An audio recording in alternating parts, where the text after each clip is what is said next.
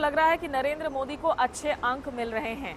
वैसे भारत से हजारों मील दूर अगर हम जापान की बात करें तो यहां भी नरेंद्र मोदी जमकर ब्रांड इंडिया को सेल करने की कोशिशों में लगातार जुटे हुए हैं। वो भारत से जुड़ी हुई हर गलत धारणा को धराशायी करने की भी कोशिश कर रहे हैं ताकि ज्यादा से ज्यादा निवेशक भारत में आए, वहां मैन्युफैक्चरिंग और दूसरे क्षेत्रों में निवेश करें।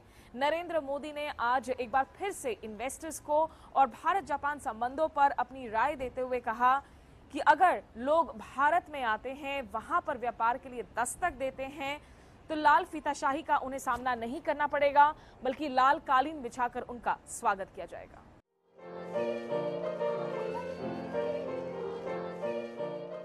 दो दिनों में नरेंद्र मोदी ने जापान को अपनी दो धुनों पर थिरकाया। एक दिन बांसुरी बजाकर तो दूसरे दिन ड्रम बजाकर।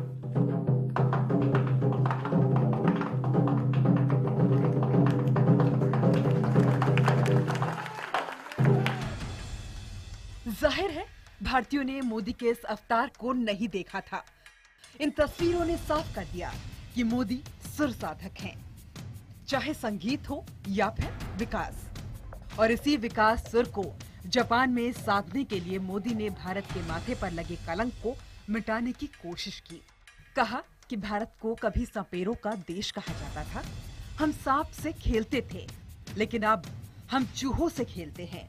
चूहा यानी कंप्यूटर माउस।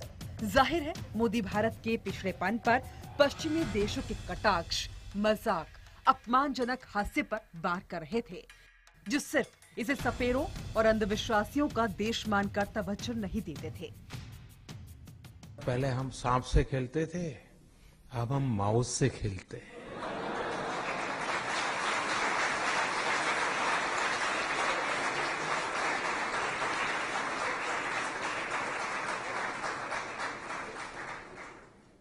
पहले हम और सांप का खेल चलता था, अब हमारा डिवोल्यूशन डिग्रेशन होते होते हम माउस से ऐसे जुड़ गए कि हम माउस को हिलाते हैं, दुनिया पूरी हिलती है मेरे गाँव।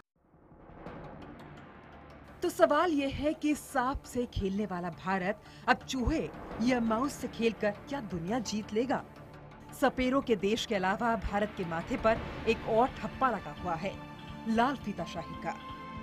यानी कोई भी काम यहाँ सरकारी फाइलों में दम तोड़ जाता है। नए निवेश के प्रस्ताव धूल फाकते रह जाते हैं। न सरकारी बाबू फाइलें आगे बढ़ाएगा, न किसी भी योजना का कल्याण होगा। ये आलस, ये लापरवाही, ये ढिलाई अब नहीं चलेगी। मोदी ने जापान से साफ संदेश दिया कि अब लाल फीताशाही के दिन गए। मैं समझता हूं किसी भी जापान के उद्योगकार के लिए भारत में आकर के कार्य प्रारंभ करना, इससे बड़ा स्ट्रांग कोई मैसेज नहीं हो सकता है। मेरी सरकार बनने के बाद मैंने एक विजन के रूप में लोगों के सामने रखा है, मेक इन इंडिया। मोदी मंत्र जापान में भी चमके। उन्होंने जापान में बसे भारतीयों को गुरु मंत्र दिया। साफ कहा कि 21वीं सदी के नए एशिया को भारत और जापान मिलकर बना सकते हैं, लेकिन इसके लिए जरूरी है कि हर भारतीय हर साल 5 जापानी परिवार को भारत घूमने के लिए जरूर भेजे। 21वीं सदी एशिया की होगी ये तो कंफर्म है, लेकिन 21वीं सदी कैसी होगी यह भी कंफर्म नहीं है।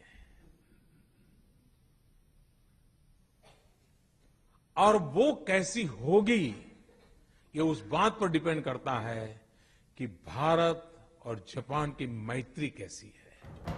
मोदी ने पहली बार जापान में सियासी सुर भी दिखाए। साफ कहा कि मैंने जापान के पीएम को भगवत गीता भेंट की है। जाहिर है विपक्ष और मीडिया इसमें मसाला खोजेंगे। मैं गिफ्ट देने के लिए गीता ले आया था, भगवत गीता। मैं नहीं जानता हिंदुस्तान में क्या होगा, शायद एक टीवी डिबेट चलेगी इस पर। हमारे सारे सेक्युलर मित्र बड़ा तूफान खड़ा कर देंगे।